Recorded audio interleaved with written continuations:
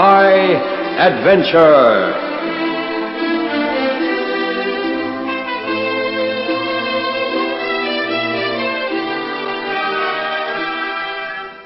An aircraft emergency at high altitude. This is tonight's story, The Cruel Sky, by Graham Lonsdale.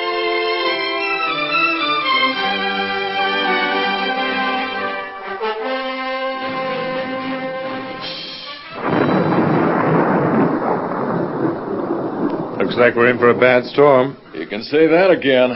Just look at the sky out there. Jockey 1 to Riverbridge Control Tower. Do you read me? Over. That's the call we're expecting from those two jets from Brown Hill Air Force Base. Have you got them on the scope? Yeah, they're approaching on P51, 50,000 feet at Mach .8. No other traffic. All clear. Riverbridge Control to Jockey 1. 5 square. Over. Jockey 1 for Flight 303, Brown Hill to Riverbridge. We have contact with your beacon.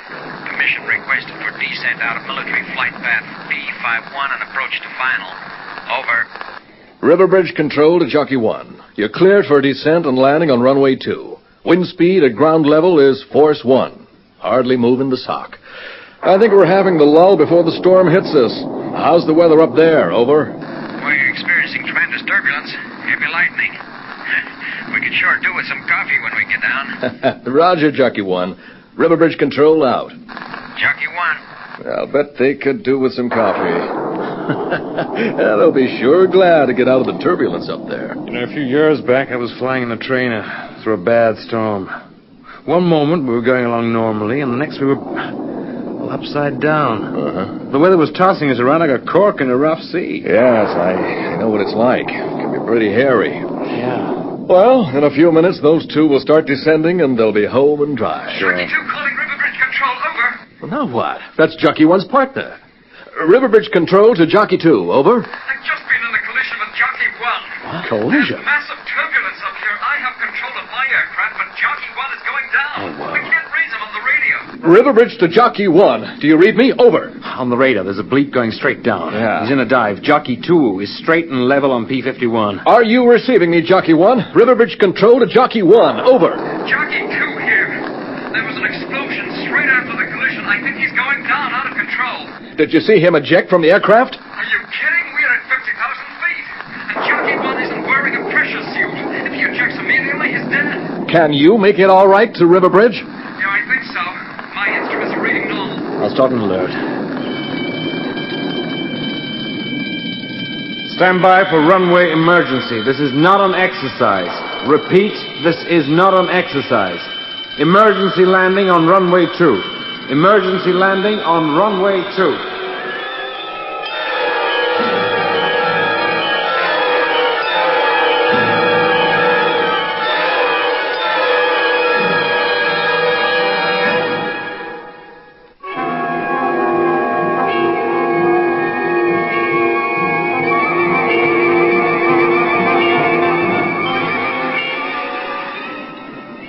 What's going on? Afternoon, Colonel Yelton.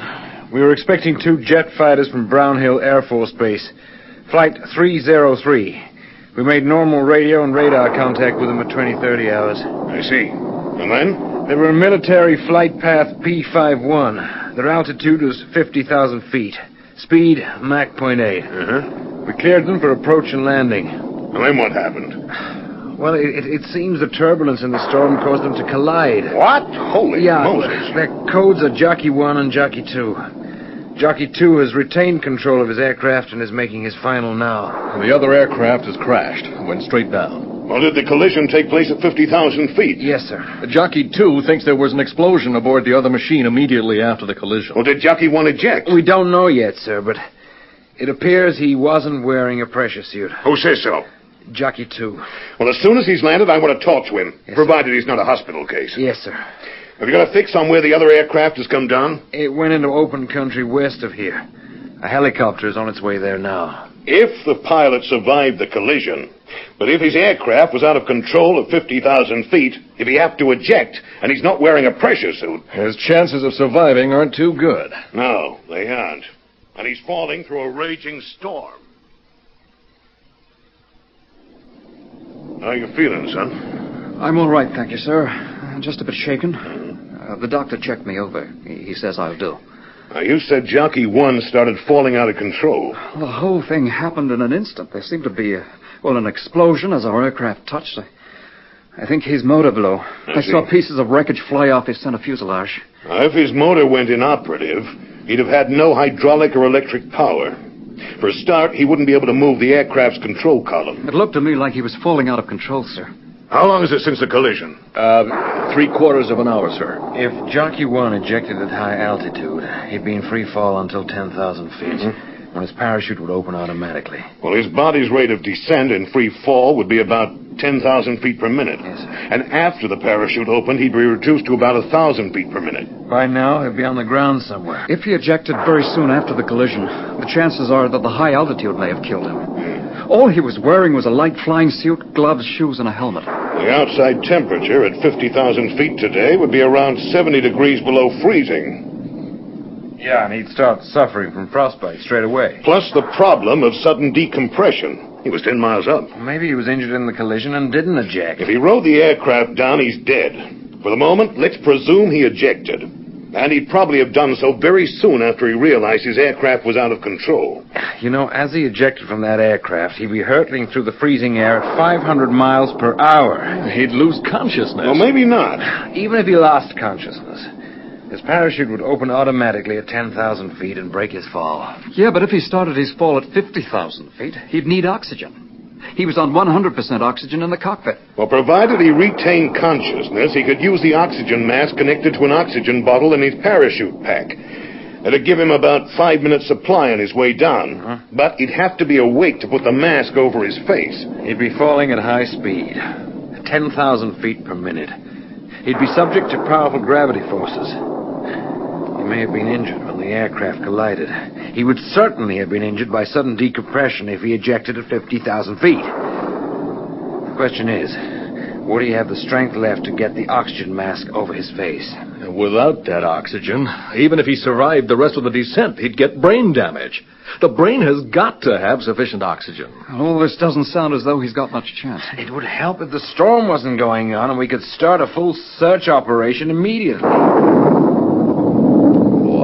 Can you imagine what a clap of thunder like that sounds like when you're falling through the clouds? Yeah, I suppose it could be enough to burst your eardrums. Well, he was wearing his helmet. That should deaden the sound a bit. Yes, probably. But all the same, the vibration must be tremendous. Falling through the sort of storm that's going on up there would be horrific. The thunder, the lightning, violent winds, on top of the cold and decompression. If he ejected safely and his parachute opened automatically at 10,000 feet, he'd be falling through torrential rain. The rain plus up and down drafts of wind could collapse a parachute. You know, I wouldn't be surprised if a man could drown up there. Drown? Is that possible? I'm not sure, but he could start gulping in water. He wasn't falling through a light shower, you know. Now, listen, I've never met anybody who's parachuted from 50,000 feet without a pressure suit, through a tremendous storm on top of it. But we are going to think positively about this. Maybe the rescue helicopter will have good news. X-ray 1 to Riverbridge Control Tower. Do you read me? Over. That's the rescue helicopter calling in. Let's hear what he's got to say.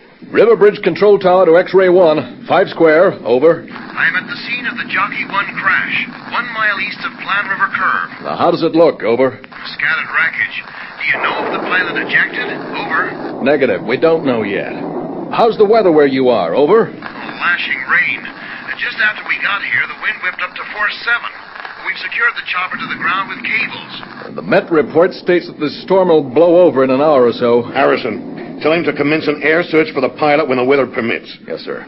Riverbridge to X-ray 1. Orders from Colonel Yalton. Start an air search for the pilot as soon as the weather permits. Over. Roger, Riverbridge.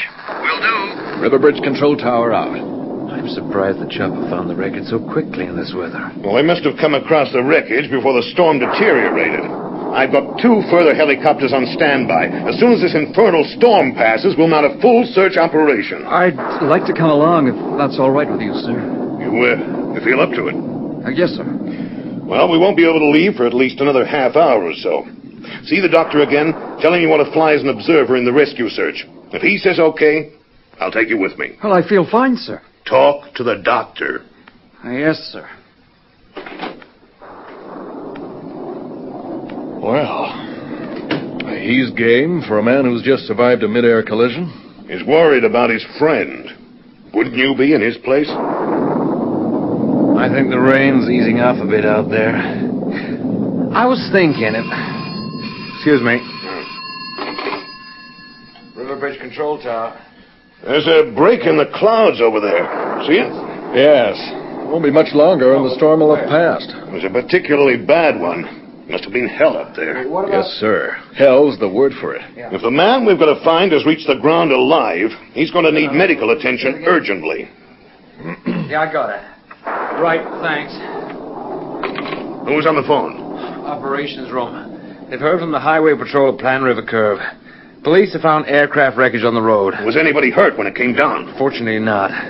No injuries or damage to property. Thank Apart from heavens. the road, that is. They say the storm over there had been freaky. For a few minutes, the wind was blowing a full gale, force 10.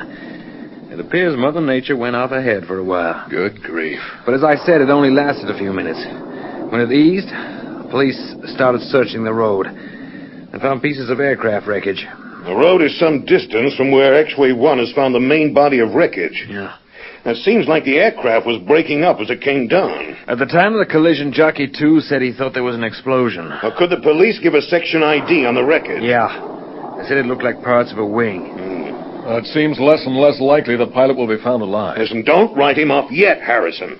The resilience of the human body never ceases to amaze me. But we're talking about a man who may have ejected at 50,000 feet without a pressure suit into racking decompression, lack of oxygen, viciously low temperatures, and a raging storm. I'm aware of that. Can the human body withstand that sort of treatment? I don't know what the odds are. I'd say very small at the most. Agreed, Harrison. But don't underestimate the human machine.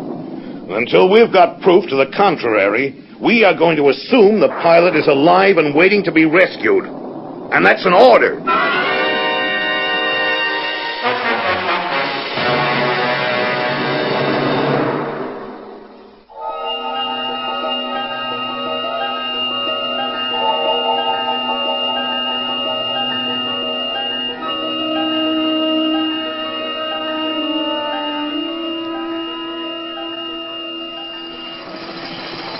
X-Ray 2 calling Riverbridge Control Tower. Do you read me? Over. Riverbridge Control Tower to X-Ray 1. 5 square, over. I've joined the search pattern with helicopters X-Ray 1 and X-Ray 3. Roger, X-Ray 2. At least the rain stopped. Yeah. Visibility's pretty good now. Keep your eyes peeled. Well, he may have spread his parachute on the ground as a marker. Not unless he came down in a tree. Well, let's hope not. With the wind carrying him along, he could hit the tree at 50 miles per hour. Fortunately, there aren't many trees around here. I hope this is the area where he came down. The storm may have carried him miles away, 20 or 30 miles, or well, even more. Who knows? It's like looking for a needle in a haystack. But even a needle in a haystack will be found if you look carefully enough. And provided we're looking in the right haystack. We'll soon be up against another problem, too. Well, what's that, sir? It's going to be nightfall soon. If we don't find him in the next hour or so, we'll have to call off the search until daylight tomorrow. Yeah, but if he's still alive, he'll be in need of hospital attention as quickly as possible. I know. To think that he may have survived that terrible descent. Just to die alone out there in the wilds somewhere during the night. We've got to find him. Now keep swinging those binoculars.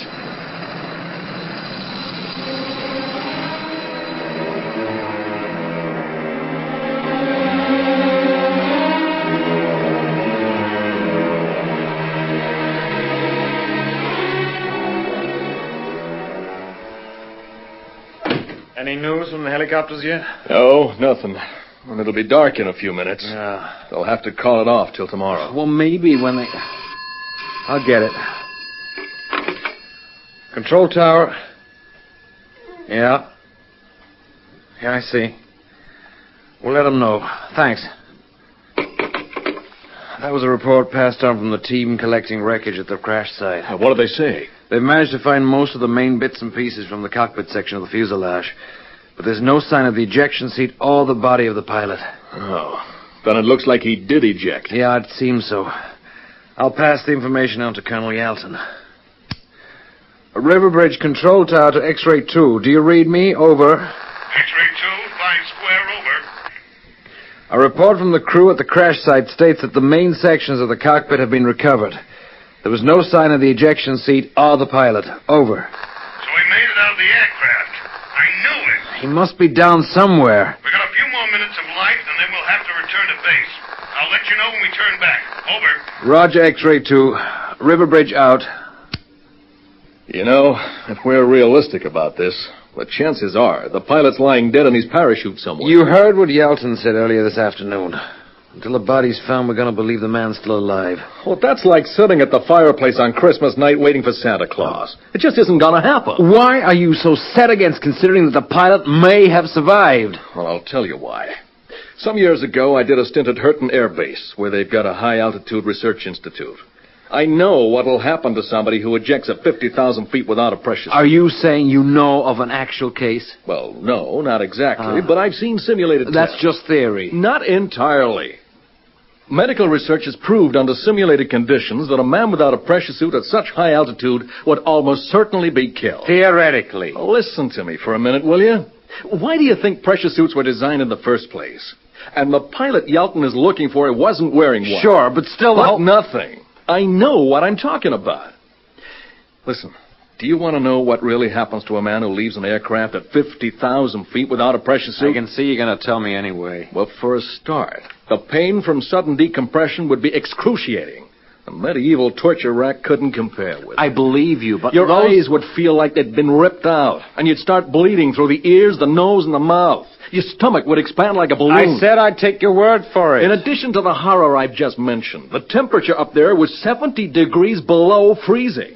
Plus the shock of ejecting from the aircraft and hurtling along at 500 miles an hour. Plus lack of oxygen if you couldn't beat the G-forces and get your oxygen mask on. Knock it off, will you? You wanted to know why I don't think that pilot got to the ground alive. Well, now I've told you. X-ray 2 calling River Bridge Control Tower. Over. River Bridge Control Tower to X-ray 2, 5 square, over. The light's gone. I'm bringing the formation home. X-ray 1, 2, and 3 will approach along the north-south helicopter corridor. Our ETA approximately 60 minutes. Over. Roger, X-ray 2. So they've had to pack it in.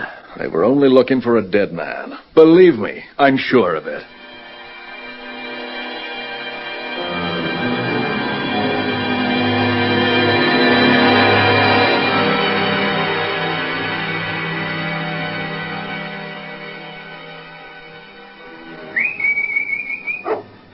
Come here, boy. That was quite a storm we just had. I never known anything like it around here. I guess we were lucky to keep the roof on the place. I better check over the place to make sure. Yes, sir, that guttering looks like it needs some fixing. Well, let's take a look around the side of the house. Come on, boy. Now, what are you barking at? There's nothing out there in the dark, stupid dog.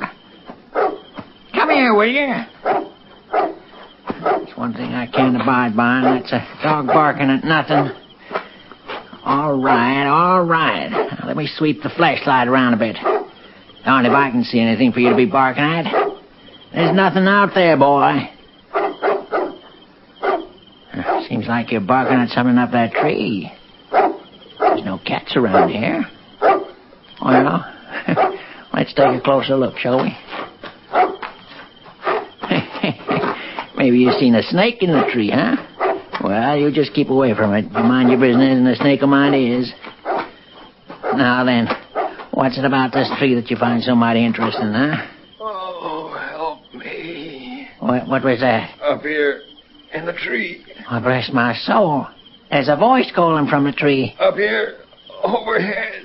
Let me get my flashlight settled on you, feller. Land's sakes.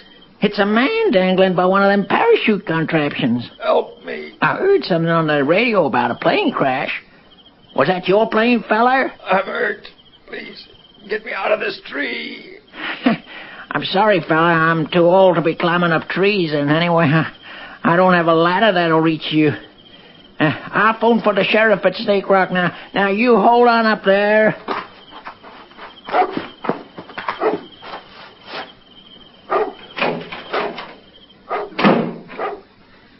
Now then, where is that in there? Hello? Darn this instrument. Hello? Hello? Oh, Agnes? You hear me? Good. Now listen, there's a man dangling by a parachute in one of my trees. You know, a man in a tree. Reckon he could be from that plane crash they were talking about on the radio. Well, he looks mighty bad. He's just a mess of blood. Look, get the sheriff out here, will you? And the doctor, pronto.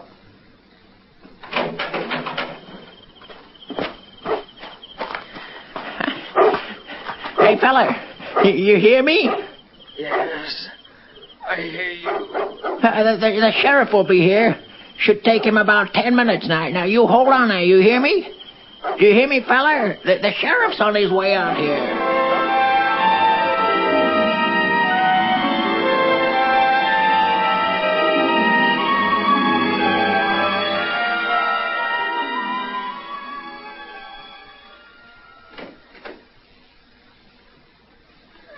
Excuse me, Colonel. We just had a call via the police at Plan River Curve. Well, they found him. The sheriff at Snake Rock reported a call from an old man who lives alone on a farm about 10 miles come out on. of Snake Rock. The old man said he'd found someone dangling by a parachute in a tree. It's the pilot. Yeah. Was he alive? The General Hospital at Plan River Curve has sent an air ambulance to pick him up. That's all we know at the moment. I see. We'd better not set our hopes up. By the sounds of it, the ambulance may only find a body dangling from that tree.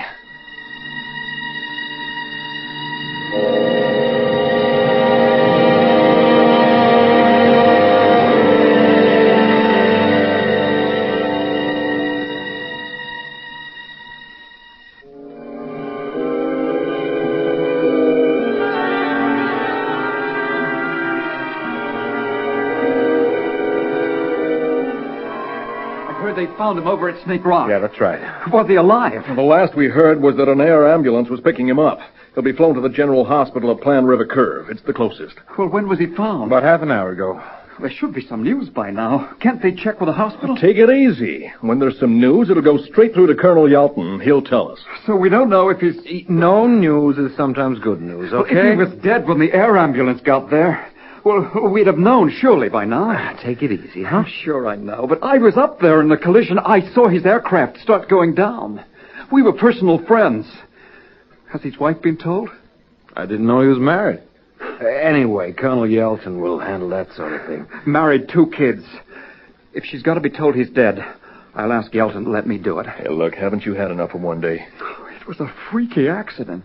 We were flying at a safe distance from each other, and suddenly it was like we were being hurled towards each other by some crazy tornado. It was weird. You should get some rest, okay? I can't rest until I hear if he's alive. We'll let you know as soon as we hear something. Now, why don't you... Good evening, gentlemen. Has there been any further news, sir? Yes.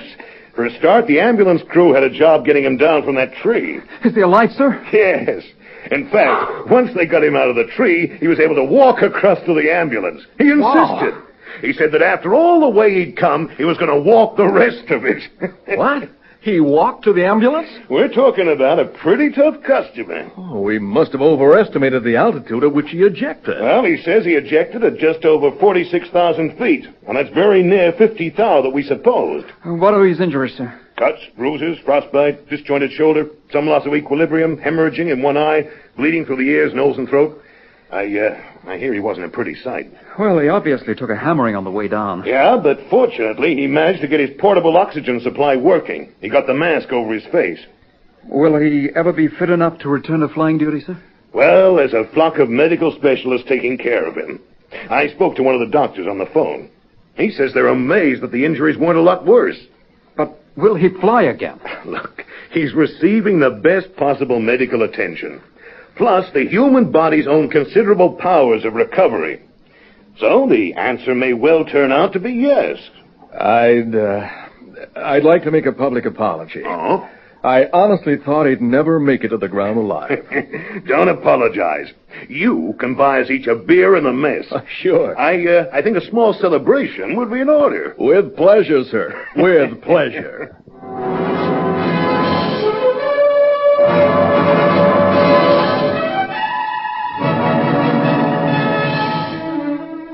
High Adventure is produced by Henry Diffenthal.